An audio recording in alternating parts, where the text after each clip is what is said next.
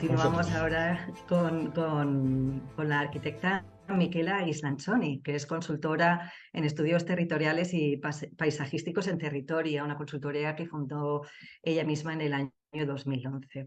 Tiene una dilatada experiencia en ordenación del territorio y urbanismo, es experta en determinadas cuestiones territoriales como la ordenación urbanística y la integración paisajística de las energías renovables, habiendo realizado en este ámbito tanto servicios profesionales como proyectos de investigación nacional e internacional. Hoy tenemos la suerte de que comparta con nosotros parte de esa experiencia y conocimiento con la ponencia que se titula La integración paisajística de los parques eólicos, soluciones desde el ámbito local. Buenas tardes, Michela. Buenas tardes a todos y todas. Pues dejamos la cámara y el micrófono para ti. Sí, a ver si soy capaz de compartir la pantalla. Esta.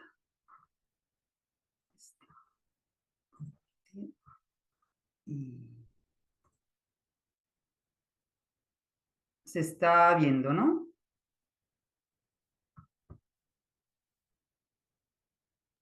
¿Sí? Miquela, se ve, te digo lo mismo que cuando empezamos con Rafael. No sé si la quieres maximizar. Ahora, ¿no? Ahora ya sí se ve Ahora sí. maximizado. Perfecto. Vale. Bueno, muchísimas gracias. En fin, va a ser todo muy apresurado, ¿no? Acaba de terminar, Rafael, no me extraña que que no haya preguntas porque de verdad es muchísimo conocimiento y, y es abrumador, ¿no? La experiencia tan rica y tan diversa bueno, que él tiene, ¿no? Entonces, pues aquí, bueno, pasamos de una escala macro a una escala micro, aunque bueno, el problema de las renovables en el territorio sea uno de los mayores problemas seguramente que estamos teniendo ahora mismo, porque es una de las dinámicas con más potencia actualmente, pero bueno, pues ya veréis que la escala es muy diversa, ¿no? Entonces, bueno, pues igualmente, en primer lugar, agradecer la invitación bueno, pues espero hacerlo lo mejor posible.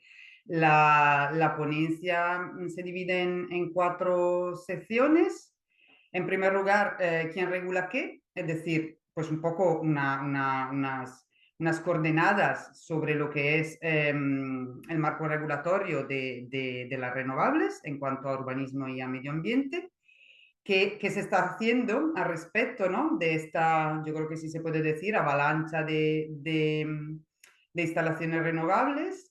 Luego hablaremos un poco de lo que es la integración paisajística, que, bueno, pues ya se puede anticipar que, claro, en el caso de los parques eólicos, pues resulta que los parques eólicos son grandes, se mueven y tienen luces por la noche. Entonces, digamos que no se le puede aplicar las medidas de integración paisajística clásica, ¿no? No se le da bien los disfraces y finalmente pues alguna pincelada de buenas prácticas desde el ámbito local.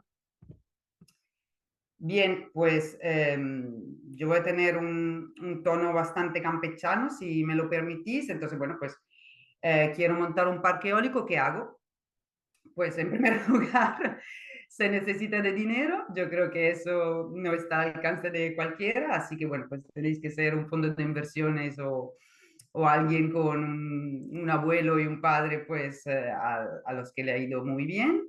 Y a partir de allí, pues hay, digamos, cuatro fases. Una primera fase de planificación, es decir, pues tengo que decidir dónde voy a poner mi parque eólico, lo construyo.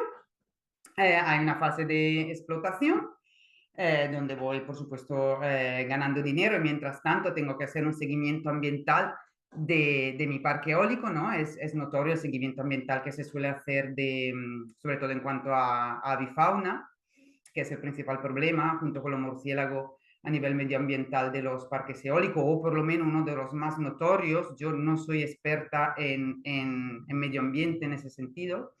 Y por último, una fase de desmantelamiento. Es importante decir aquí que tanto los parques eólicos como los fotovoltaicos se les supone que son reversibles. Es decir, y eso en parte es cierto, ¿no? Pues son actuaciones desmontables.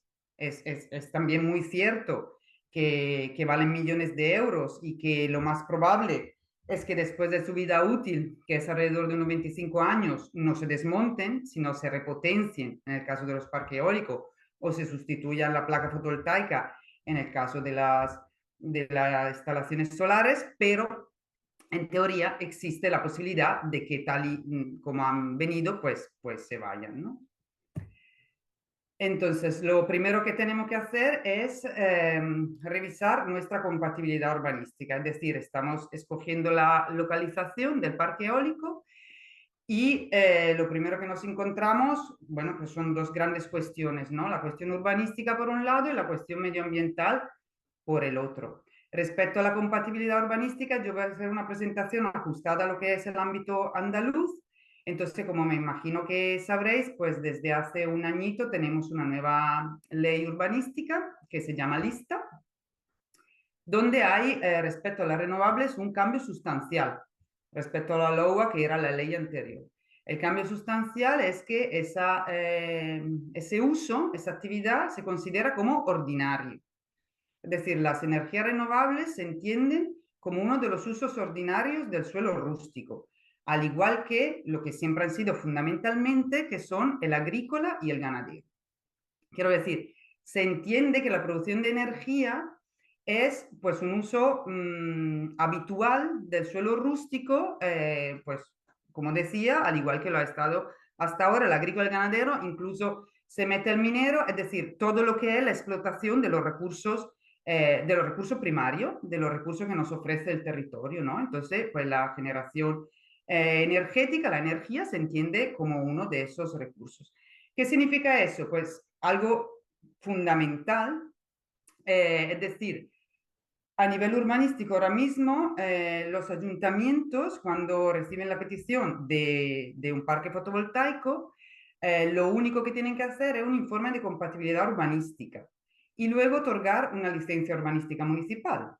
El informe de compatibilidad urbanística, como su nombre indica, se hace en base a, bueno, pues yo tengo un instrumento urbanístico general de mi municipio, miro si hay alguna regla que me prohíba, que regule, que matice la implantación de ese uso dentro de mi suelo rústico, de mi ayuntamiento, y consecuentemente pues otorgo la licencia urbanística. Ahora, ¿qué pasa? Como ya pues supongo que todos habréis llegado a esa conclusión, prácticamente no hay ningún instrumento urbanístico que ni siquiera mencione la existencia de las energías renovables, porque es un uso pues muy reciente. También seguramente sabréis que el urbanismo es una materia dolorosa y larga, y entonces pues fundamentalmente ahora mismo los ayuntamientos no tienen ningún instrumento ni que le ayude ni que le permita poder decir que sí o que no, pues en base a unos criterios y a unos estudios que normalmente se hace dentro de un instrumento urbanístico, ¿no? El instrumento urbanístico pues te dice cuáles son los suelos no urbanizables de especial protección que se llamaban antes, pues la parte con un valor ambiental, un valor paisajístico a preservar, el patrimonio histórico a preservar, pero claro, en las renovables es muy diferente. Entonces, pues básicamente la regulación urbanística ahora mismo no existe. Otra cosa que dice la lista, que es la frasecilla que tenéis ahí, todas las actuaciones ordinarias y por lo tanto también las energéticas valorarán las alternativas para su localización sobre el rústico atendiendo a los criterios de menor impacto sobre el medio ambiente, el paisaje y el patrimonio histórico, funcionalidad y eficiencia y menor coste de ejecución y mantenimiento. Entonces, aquí la lista sí que nos da una ayuda, una posibilidad de poder regular esas localizaciones.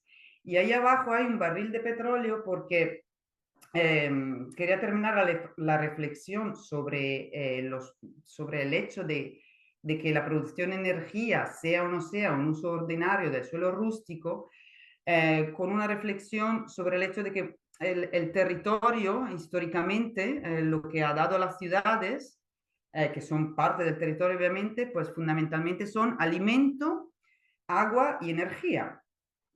Sin embargo, en el último siglo, por la globalización, la energía que utilizamos ya no es endógena, sino es exógena y viene, pues como sabemos todos, bueno, de los países árabes, ¿no?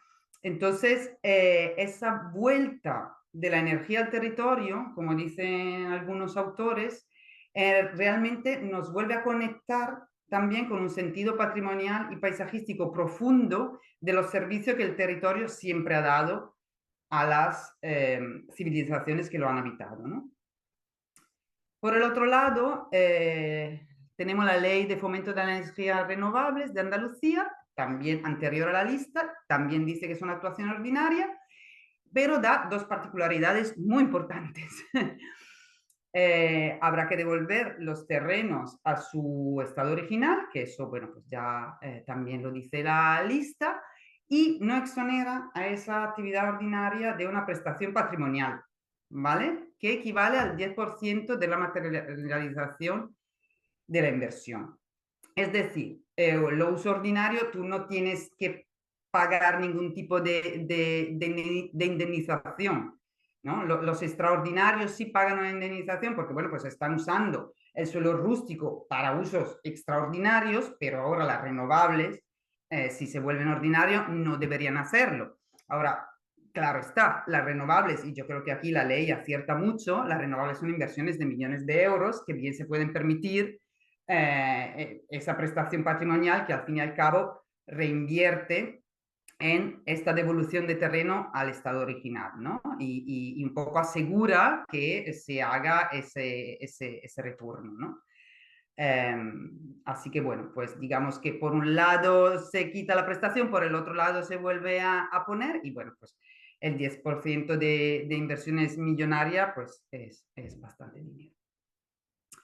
Y por el otro lado tenemos la compatibilidad medioambiental. Aquí tengo que decir que yo en este marco no soy una experta, sé, obviamente tenemos una ley de evaluación de impacto ambiental nacional, la JICA, que es la autonómica, la retoma, hay un umbral de 50 megavatios por encima y por debajo de los cuales la autorización es estatal o autonómica y por lo tanto, por lo menos en la fotovoltaica, de lo que yo sé algo más, todas las plantas fotovoltaicas tienen 49,9 megavatios, eso es una pauta extendida y común, y de tener más, pues se fracciona, que es, bueno, pues una de las grandes cuestiones que algunos movimientos ciudadanos dejan eternamente patente, se fracciona para que sigan siendo 49,9 y por lo tanto entren dentro de la versión simplificada. Ahora mismo ha habido un decreto hace muy poco que exonera un poco las grandes instalaciones eólicas sujetas, eólicas y fotovoltaicas, perdón, las grandes instalaciones renovables sujetas al trámite ambiental por parte del Estado, que pasan de tener una evaluación de impacto ambiental, ahora pasan a tener una determinación de afección ambiental. Es un trámite simplificado que, entre otras cosas, no tiene la participación pública. Y eso, todo eso está impulsado por la necesidad de una renovada soberanía energética, sobre todo después de la guerra de Ucrania y Rusia, ¿no? Como todos sabéis. Pero yo insisto allí, no, este no es exactamente mi campo, pero bueno, lo importante que tenemos que saber aquí es que tenemos que tener una compatibilidad urbanística y hay que tener una compatibilidad medioambiental. Entonces, bueno, pues la entidad promotora se busca su dinero, ese mapita que tenéis ahí con colores azules y rojo es un mapa eólico a nivel nacional, pero vamos, esa empresa pues tienen un recurso económico abundante, entonces lo hace muy bien. El segundo mapa de Andalucía es el mapa de la red eléctrica española en nuestra comunidad autónoma. Ahora mismo el principal problema es que la red no aguanta toda la energía renovable que se va a producir y que necesariamente tiene que entrar en la red. Es decir, que la red actualmente no tiene capacidad para absorber esa producción de energía eléctrica. Entonces, bueno, pues de alguna manera, no sé, la verdad que no sé cómo va a evolucionar pues esa problemática. En todo caso, la entidad promotora pues se organiza para buscar un lugar con viento, se organiza para buscar un lugar que esté cerca de una subestación eléctrica que todavía tenga capacidad para recibir electricidad, habla con el agricultor de turno, se pone de acuerdo y, bueno, pues en principio tenemos la localización hecha. Entonces, en esa pauta de funcionamiento, pues, ¿qué hace el Estado? ¿No? Lo estoy pillando un poco, dando un discurso general y luego ya llegamos más a lo local. El Estado básicamente, pues lo que decíamos, fomenta la instalación de renovables y trata de aligerar los trámites. Eso que veis es un mapa de sensibilidad ambiental, creo recordar. Hay uno, o sea, creo que es así, pero no recuerdo si el nombre es exactamente ese. Hay uno para la energía eólica y hay otro para la fotovoltaica. Si conocéis mínimamente no sé si se verá mi ratón, así, si conocéis mínimamente Andalucía, pues ya veis que estos fundamentalmente son los parques naturales, pero bueno, pues digamos que han metido una serie de variables, fundamentalmente los patrimonios y valores territoriales y la capacidad agrológica de los suelos y bueno, pues se ha establecido este mapa un poco de sensibilidad ambiental, ¿no? Que no es ley, no es nada, es un buen consejo a tener en cuenta. Por otro lado, las comunidades autónomas. Bueno, pues hay dos enfoques, quiero decir que el Estado ya no ha hecho nada más, no hay una planificación, vamos a volver a no hay una planificación territorial nacional ni sobre la energía renovable ni sobre nada, porque hay una competencia exclusiva de las comunidades autónomas.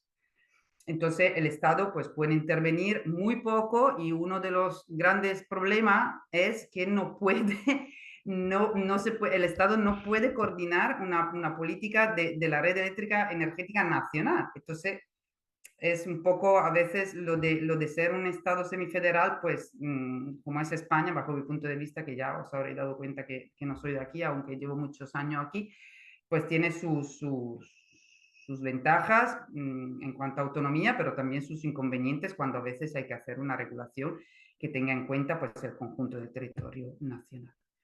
Entonces, cada comunidad autónoma, pues hay cómo regula esa cuestión de la renovable, pues básicamente hay dos grandes enfoques. El primero es café con leche para todo el mundo, que es un enfoque que a mí no me disgusta, tengo que decir.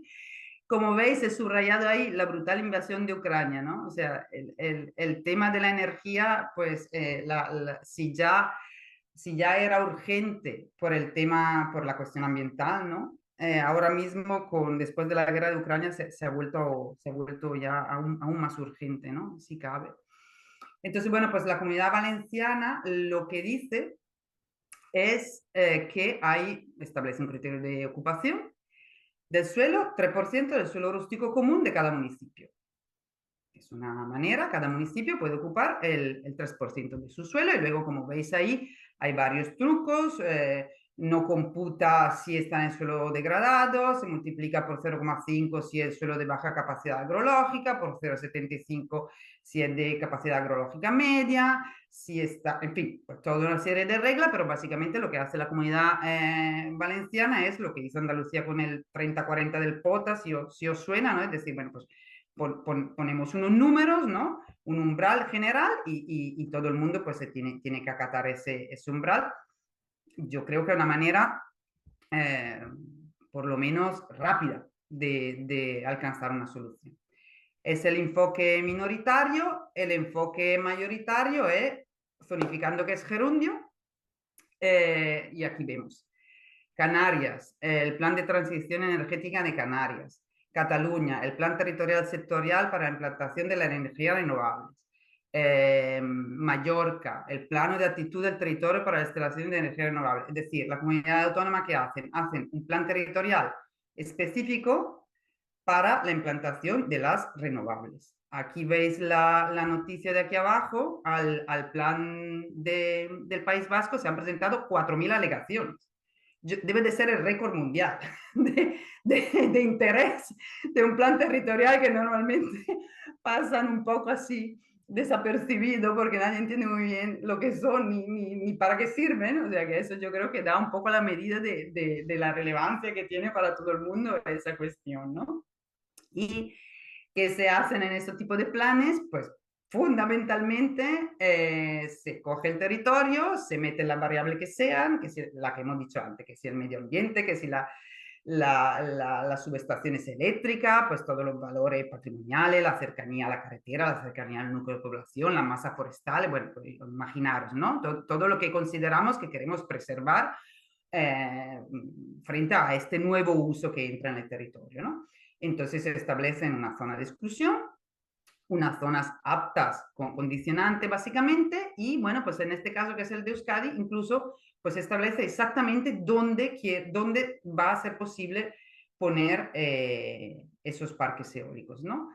A la derecha vemos Fuerteventura, están también con un plan similar, y ahí veis pues esa manchita rosa es pues donde se pueden poner los parques eólicos. Entonces, bueno, pues digamos que el objetivo de esas zonificaciones es pues compartirlo, ¿no? Un plan territorial tiene su aprobación inicial, su trámite ambiental, su participación ciudadana, se llega a un acuerdo y se decide que el territorio se va a ocupar de esa manera para este nuevo uso, ¿no? Este es un caso andaluz que se está haciendo ahora mismo, en el que yo he tenido la oportunidad de colaborar, el Plan de Ordenación Subregional del Territorio de la Serranía de Ronda. Y bueno, pues aquí también se hace una zonificación parecida al anterior, de exclusión preferente y de compatibilidad condicionada. Ahí veis que hay una X, porque ese plan no ha llegado ni siquiera a la aprobación inicial, entonces no quiero fastidiar el autor principal del plan ni a la Consejería ni a la Junta de Andalucía, porque bueno, pues eso tiene que pasar su trámite ambiental y bueno, pues no puedo ser yo la primera persona que lo presente, pero bueno, era simplemente para decir que, bueno, pues aquí en Andalucía pues se está haciendo lo mismo, ¿no? Que sigue siendo una zonificación. El problema de esto en nuestra comunidad autónoma, pues si hay 34 unidades territoriales, planes subregionales, no sé, puede haber veintitantos, es decir, no va a dar tiempo, ¿no? A planes subregionales no nos da tiempo regularlo desde la ordenación del territorio. Y este sí es un ejemplo local que hemos realizado para el Ayuntamiento de La Palma del Condado en la provincia de Huelva, es decir, esta, digamos, sería la primera buena práctica. Lo que se hace para la ordenación del territorio se puede hacer para el urbanismo y por lo tanto, pues igualmente se coge el término municipal y se zonifica con las variables que consideramos que son importantes para tenerlo en cuenta y sobre todo, con un proceso participativo que decida determinadas cuestiones que ahora veremos más adelante. Entonces, bueno, pues eso es a nivel local lo primero que se puede hacer. ¿Por qué? Porque la integración paisajística de un gigante que se mueve y tiene luces es complicada. Entonces, lo que veis aquí a la derecha, naturalización, fusión, ocultación, mimetización, singularización, son las medidas de integración paisajística clásicas. Evidentemente, pues frente a un aerogenerador, nada, o sea, imposible, no sirve ninguna. Arriba hay unos niños disfrazados, no se puede disfrazar un aerogenerador, no se puede mimetizarlo, no se puede ocultarlo, no se puede naturalizarlo, es decir, es lo que es y en mi opinión no hay nada mal en ello, ¿no? Pero obviamente tenemos que ir a medidas de integración paisajística de una naturaleza diferente y que en mi opinión además son las auténticas medidas de integración paisajística, ¿no? Entonces, bueno, pues como decía Rafael Mata, el paisaje que se entiende como territorio percibido y por lo tanto, ¿qué es la integración paisajística? La integración paisajística no es una cuestión estética tendente a una pretérita mimetización del cambio, es decir, no se trata de disfrazar las cosas de lo que no son. La integración paisajística no se puede hacer después, es decir, no puedes hacer un parque eólico y luego integrarlo paisajísticamente, ¿no? Al igual que no se puede hacer, esto es un ejemplo de una granja, ¿no? No vale hacer una granja y luego ponerle alrededor un seto. No aspira tampoco la integración paisajística al inmovilismo, es decir, no queremos tener el paisaje tal y como está ahora, porque el paisaje tal y como está ahora es una de sus etapas, ¿no? El paisaje es por definición dinámico, ¿no? Y entonces, pues repito, este es un uso nuevo, esta vuelta de la energía al territorio, pues que se tiene que integrar, ¿no? Y igualmente en la integración paisajística no hay receta que se puedan aplicar indistintamente porque el paisaje es diferente.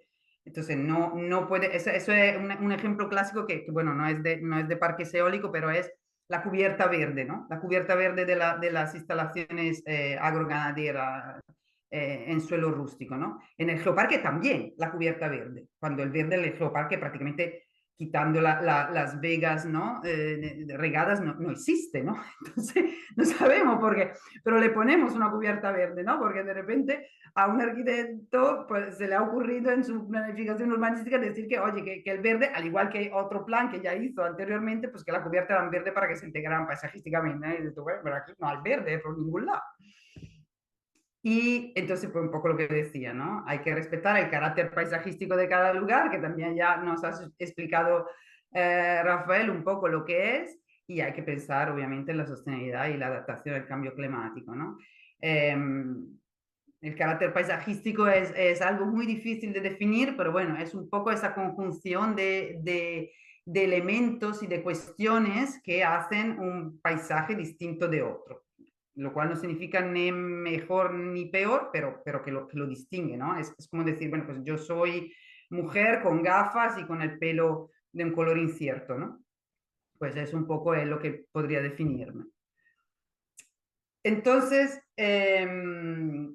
volviendo a la integración paisajística y al significado profundo de lo que es la integración paisajística, el título de esa diapositiva es Evitando su banalización, ¿no? Que era lo que decíamos antes, ¿no? No me vale disfrazar un parque eólico y no solo un parque eólico, no me vale disfrazar nada para que esté integrado paisajísticamente, entre comillas, ¿no? Es decir, los setos de Tuya no son integración paisajística.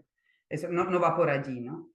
Entonces, el sentido profundo de la integración paisajística, pues aquí tenemos a Bob Esponja que tiene un clarísimo problema de localización óptima. Porque por muchísimo, suponiendo que en vez de un grano en la nariz sea un parque eólico, si yo lo pongo en la cresta de una montaña visible desde kilómetros y sobre todo desde ciudad importante, de lo que representa su fondo escénico, y encima hay una ermita y hay una romería y todo el pueblo una vez al año va a la ermita, a la romería, si yo pongo un parque eólico allí o cualquier otra cosa, por muchísimo que luego me esfuerce en disfrazarlo, está localizado en un sitio tan significado que es imposible arreglar esa mala localización, ¿no? Entonces, ¿cuál es una localización buena clásica? Pues la que vemos en la fotografía de la derecha, es decir, un sitio ya muy transformado, con pocos valores paisajísticos, ambientales, culturales, poco visible. Bueno, pues ahí ponemos un parque eólico, ¿no? Porque digamos está en un sitio que no molesta, ¿no? Esto es muy difícil, sitios así hay poquísimos. Entonces, lo que pasa en realidad, y quiero poner la atención sobre justo una cuestión, en la integración paisajística es muy importante la distancia. Aquí veis en el gráfico de la derecha hay estudios, hay páginas, hay toneladas de estudios sesudísimos sobre cómo influencia la distancia, la percepción del paisaje, ¿no? Entonces, bueno, pues no es lineal, es exponencial, y aquí hicimos varias pruebas, ¿no? Aquí esto es un parque eólico, como se ve a 2 kilómetros, a 3, a 5, ¿no? Esta era un poco la distancia. Pues hay otros estudios que te hablan del plano intermedio, del primer plano, del segundo plano, de la vista lejana, de la diferencia entre lo visible y lo distinguible, es decir, una cosa que se vea y otra cosa que se distinga, ¿no? Y entonces que tenga un impacto real, ¿no? El estrecho de Gibraltar son 15 kilómetros, al otro lado ves África, ¿no? Pero raramente se distingue, ¿no? Entonces, pues todas esas cuestiones que hay que estudiar para una real localización óptima, ¿no? Más allá de meterlo en las cosas en una cantera. Y la otra es la capacidad de acogida, que eso depende muchísimo de lo que tenemos abajo, que además la presentación de Rafael me ha venido perfecta, ¿no? El carácter paisajístico, el objetivo de calidad paisajística.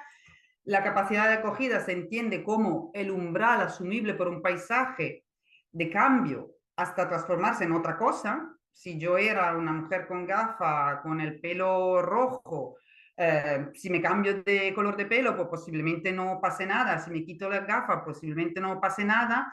Pero si tengo no sé, si decido cambiar de sexo, pues sí, ya eso cambia mucho mi carácter, ¿no? O sea, no como persona, ¿no? Sino mi ser, ¿no? Mi expresión de lo que yo soy, ¿no?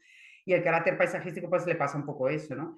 Hay un umbral asumible de cambio a partir del cual ya el paisaje se transforma en otra cosa. Y tenemos que decidir si queremos que se transforme en esa otra cosa o no. Entonces, ¿quién decide ese umbral de cambio? Es que no hay otra opción que no sea la propia ciudadanía, las propias personas que residen en esos paisajes, porque en el caso de los parques eólicos, ¿no? O de la instalación fotovoltaica, bueno, pues se calcula que para la energía que necesitamos habrá que ocupar alrededor del 3% en cuanto a fotovoltaica del territorio nacional. Es muy poco. A nivel de porcentaje es muy poco. Lo que pasa es que se está concentrando mucho en determinadas zonas, ¿no? Y se está evitando en otras, ¿no? Entonces es un poco eso, ¿no? La capacidad de acogida, ese umbral es un poco eso, ¿no? Y bueno, pues yo entiendo que no hay ese número, hay que llegar a concertarlo con la población que habita estos territorios y decidir conjuntamente. No, yo no veo otra opción, pero bueno, pues maravilloso si debatimos sobre ello. Superada la localización óptima, superada la capacidad de acogida, pues hay un tema de implantación y bueno, pues aquí también hay otras toneladas de literatura, pues que te dice fundamentalmente y otra vez que según el paisaje que tengas, hagas el favor de amoldarte, ¿no? A lo que es la estructura parcelaria, digamos, la matriz de ese paisaje, ¿no? Pues si tienes un paisaje agrario en cuadrícula, pues quizá tengas que poner tu parque eólico siguiendo esa pauta. Si lo tienes montañoso, pues quizá tenga que ser más orgánico. Bueno, pues eso ejemplo que veis aquí, discutibles. Hay bibliografía a favor, bibliografía en contra, pero bueno, yo creo que en general sí que se entiende, ¿no? Fácilmente. Y estoy de acuerdo. Y bueno, pues la ciudadanía, frente a todo ello, pues hay parte de la ciudadanía que bueno, pues es un cambio potente, ¿no? Entonces hay una contestación social. Me hace mucha gracia eso de queremos vacas, no placas. Y también hay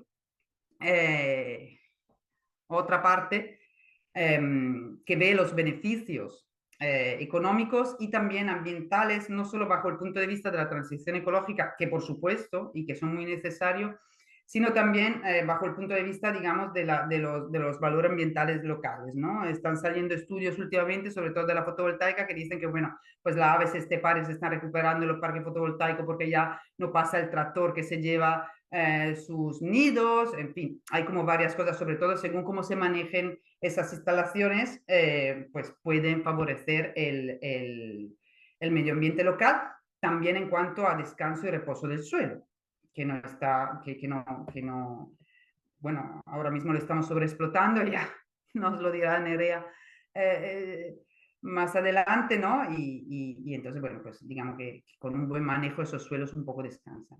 Los numeritos que están ahí, 2 y 6, es también para tener, para que yo me acordara de comentar otra parte de la ciudadanía que es importante. 2 es normalmente a cuánto se alquila, en este caso suelo agrícola para fotovoltaica, al doble de lo que suele ganar un agricultor, y 6 es lo que rinde. Es decir, respecto a una agricultura de secano, pues la misma hectárea, si la pones a placa fotovoltaica, pues ingresas 6 veces más. Entonces, está claro que el negocio es redondo y también lo es para toda una serie de agricultores que lo mismo no tiene recambio generacional, pues todos los problemas que conocemos, ¿no? Falta de rentabilidad, entonces, bueno, pues eso suelo al final, pues pueden tener una salida también por ahí. Y ya entramos en la última parte de la ponencia, ya en cuanto a cuestiones más locales. ¿Qué se está haciendo? Bueno, yo creo que en primer lugar hay que tener en cuenta, y yo insisto mucho en eso, que son inversiones millonarias. Y entonces, realmente yo creo que se le puede exigir más de lo que se está haciendo, ¿no? Se le puede exigir más a esas inversiones, más allá de las medidas compensatorias a las que obliga la evaluación de impacto ambiental, que normalmente se dirigen a lo que es objeto de la evaluación de impacto ambiental, que no es territorial, porque si habláramos de evaluación de impacto territorial sería una cosa muy diferente, si habláramos de evaluación de impacto paisajístico sería también muy diferente, pero como nos ha dicho Rafael, por ejemplo, en nuestra comunidad autónoma no tenemos una legislación sobre paisaje. Entonces, la revisión de impactos se concentra sobre la parte ambiental. Entonces, en cuanto a buena práctica, lo que se está haciendo es una gestión ambiental pues más concienciada, tanto como con medida de compensación, que ahora veremos alguna, pero bueno, que os podéis imaginar, ¿no? Temas de fomento de colonias de abeja, cuestiones como el pastoreo, el uso de ovejas para controlar las hierbas que crecen debajo del parque fotovoltaico del eólico, pues todo ese tipo de cuestiones, ¿no? Por el otro lado, tenemos una compensación social que yo creo que se está empezando ahora, que es un poco tratar de que los beneficios económicos, y no solo económicos, también en cuanto a tecnología, en cuanto a aprender a salidas laborales, eh, que hay en un parque eólico, bueno, en cualquier nueva actividad que se pueda implantar en el suelo, ¿no? Pues reinviertan un poco en la sociedad local. En otro escalón aún más raro, pasamos a la soberanía energética y a la justicia social. Yo creo que os sonarán las comunidades energéticas. Normalmente se hacen sobre fotovoltaica, pero hay casos de eólica. Y sobre pobreza energética, pero también lo veremos. Y por último, bueno, lo que dijimos al principio de la ponencia, la planificación urbanística. Hay esta nueva figura del plan especial. Bueno, perdón, no es nueva, ¿no? La ley urbanística permitía y permite hacer planes especiales y bueno, pues se puede hacer un plan especial urbanístico de regulación de las energías renovables. Entonces, el primer ejemplo es este ayuntamiento de Muras, que está en Galicia. Y bueno, pues simplemente parte de la energía que produce el parque eólico o más bien de los ingresos que el ayuntamiento percibe por tener un parque eólico en su suelo municipal, pues lo reinvierte el ayuntamiento para pagarle la factura de la luz a familias en una situación de pobreza energética. Hay que tener muy, muy claro que el sistema eléctrico español es una piscina y por lo tanto yo produzco energía y entra en la red y si yo estoy al otro lado, aunque esté en una comunidad energética, no voy a usar realmente la electricidad que yo estoy produciendo con mi panel fotovoltaico que está en la casa de mi vecino, sino que bueno, pues usaré lo que sea, ¿no? Lo que pasa es que hay contadores por los cuales pues me dicen cuánta energía estoy produciendo y cuánta energía estoy gastando, ¿no? Entonces, pues aquí igual, ¿no? El parque eólico genera energía, la mete en la red y parte de ese dinero pues se usa para ese tema de pobreza energética. Esto es una experiencia pionera en Cataluña, donde han comprado un aerogenerador entre varios, entre muchos, entre muchísimas personas. Y se llama Vivir del aire del cielo, que bueno, y nada, pues 2,35 megavatios en el municipio de Pujalt y de propiedad compartida entre las personas que lo deseen. Entonces eso pues se está haciendo mucho Soma Energía, que otra cooperativa energética, pues lo está haciendo mucho con la fotovoltaica, también participa aquí. Hacen parque fotovoltaico, digamos, de propiedad compartida. Pasa igual, no es que tú uses exactamente la energía que se produce ahí, pero bueno, pues eres propietario, en este caso, de un aerogenerador bueno, pues tu factura de la luz pues se abarata a través de esa instalación. Eh, Todo eso redunda en lo que es una diversificación del mercado de producción energética y bueno, pues ya discursos que seguramente habréis escuchado, ¿no? De diversificación del monopolio, de soberanía energética, de vuelta a la energía al poder de la ciudadanía, pues va un poco todo en esa línea. Esta è un'esperienza muy graciosa y muy famosa, tiene muchísimos años en Escocia y hicieron un parque eólico, probablemente uno de los primeros. Escocia tiene muchísimo parque eólico y son uno de los mayores productores también de bibliografía sobre integración paisajística de los parques eólicos, que todos hemos tenido que leernos en inglés. Y entonces, bueno, pues ese parque tienen ahí pues lo que veis, una sala de visitas, actividades escolares, un café y el bus tour, que lo veo interesante, es decir, que hay autobuses, te llevan al parque, te dan una vuelta y te enseñan el parque, y luego ya me hizo muchísima gracia, entonces no pude evitar copiar el paquete de fiesta de cumpleaños, ¿no? Pasa tu cumpleaños en un parque eólico que incluye una actividad temática con los divulgadores científicos, una búsqueda del tesoro en autobús y un almuerzo por cada niño. Entonces, bueno, pues también este nuevo uso, pues como todos los usos ordinarios en suelo rústico, pues tiene su posibilidad de ser un recurso turístico. Y bueno, esa publicación que os aconsejo, análisis del aspecto clave de protección de la biodiversidad socioeconómico, de Ecodes, pues reseña estas siete buenas prácticas en cuanto a parques eólicos y era un poco lo que os comentaba antes, son beneficios sociales, beneficios ambientales, creación de seto vivo para la integración del entorno, ganadería extensiva para desbrozar el terreno, dinamización de empleo local.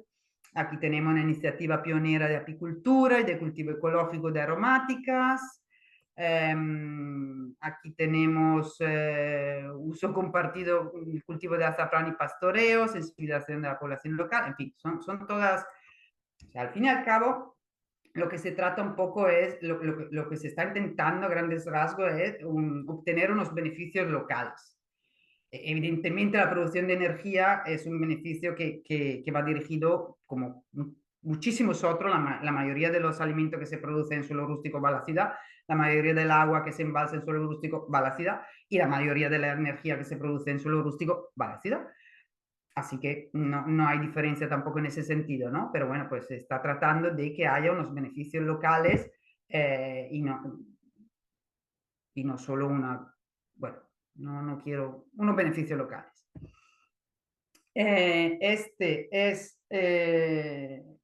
Esto es lo que decía al principio que no se puede hacer. No, eso es muy difícil, me ha llamado muchísimo la atención, no lo conocía. Han ganado un premio, es el Parque Eólico del Moncayuelo en Navarra, 2.500 habitantes, 68 aerogeneradores, y han ganado este premio EOLO a la integración rural de la eólica, que da la Asociación Empresarial Eólica, porque, entre otras cosas, Pedro Salaverry, que es un artista navarro, pues ideó los colores, que no sé si lo veis aquí en esa foto, ideó los colores con lo que se ha pintado el parque eólico, ¿no? Entonces, bueno, pues eso sí, es una medida clásica de integración paisajística que se llama singularización y bueno, pues la verdad que por la foto por lo menos pues queda excelente, ¿no? Más allá de haber pintado los fustes de los aerogeneradores, pues también se ha premiado a ese pueblo porque reinvierte el dinero que gana con esa actividad pues en centros de mayores y bueno, pues, varias actuaciones de interés comunitario, entonces pues, han sido galardonados. Podéis buscar también si queréis ver más buenas prácticas, pues este premio, el premio EOLO, y pues lo dan todos los años. Uno es de integración rural de la eólica, otro de fotografía, otro de microrelato, como hay varias tipologías, pero bueno, pues ese era un poco el último ejemplo. Y bueno, pues poco más y poco menos. Era un poco Sí, una introducción general muy amplia, desde lo estatal a lo local, acabando con la pintura. No, ha estado genial, muy interesante, además muy útil, ¿no? Sí te voy a trasladar, aunque claro, las cuestiones se han ido planteando a lo largo de tu intervención, Ay, Miquela. perdón, Entonces, yo iba a lanzar y no lo vi. no, que habíamos quedado que lo haríamos así. Entonces, al irse haciendo en diferentes puntos de tu intervención, ahora ya un poco, a lo mejor alguna queda un poco contestada, ¿no? O en parte, pero aún así te las voy a trasladar, ¿no? La primera nos la planteaba Daniel Bravo y nos preguntaba, bueno, te preguntaban a ti, lógicamente, si no hay experiencias de integración estética de aerogeneradores, uso de pinturas, camuflaje, reducción de la iluminación nocturna.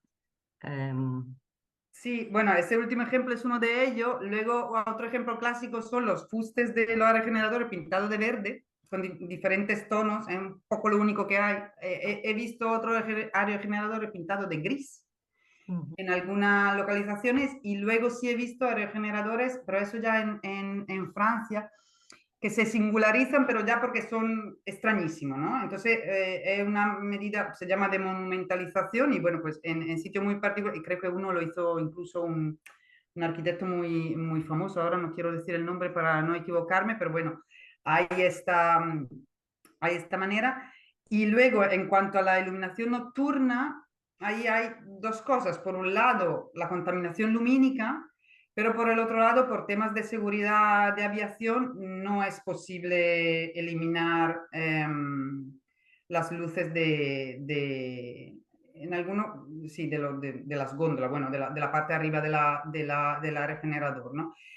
Sí que es cierto que parece como que en España no es obligatorio, no está en todos, algunas veces está en alguno. Hay varios estudios porque el problema es también que las luces van descompasadas, ¿no? Entonces crean un poco un efecto mareo y ahí pasa igual, o sea, por un lado dicen, bueno, pues sería mejor que se encendieran y se apagaran todas a la vez, pero por el otro, si están en rutas de aviación civil, eso no es posible. Como siempre, los varios intereses y las varias funciones que cada objeto territorial tiene que hacer es un compromiso. claro. También Yolanda Jiménez preguntaba los beneficios económicos de la implantación de energías renovables, ¿cómo llega a la población local? ¿Cómo llegan?